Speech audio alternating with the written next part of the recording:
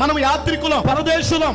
ఈ అంశంతో ప్రపంచంలో ప్రతి వ్యక్తికి సంబంధం ఉంది. ఎందుకు అంటే ప్రతి మానవుడు కూడా ఆదాము నుండి వచ్చినోడే. ఎన్ని జాతులున్నా, ఎన్ని భాషలున్నా, ఎన్ని ప్రాంతాలున్నా, మనిషితో ముడిపడి ఉన్న ముగింపు మరణముతో. మనందరం ఒక్కటే అని చెప్పడానికి మానవ జీవితంలో జరిగేటటువంటి సమానమైనటువంటి ప్రక్రియ ఏమిటి అంటే, మానవుడు ఎక్కడి నుంచి రావాలి అంటే తల్లి గర్భంలో నుంచే. ఇది మానవ కోటికి విధింపబడినటువంటి విధి.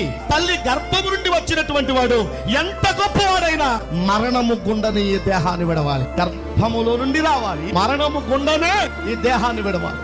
ఒకవేళ హెచ్చుతగ్గులు, తారతమ్యాలు, వ్యత్యాసాలు ఏవైనా ఉంటే మరణములో కూడా ఉండి తీరాలి.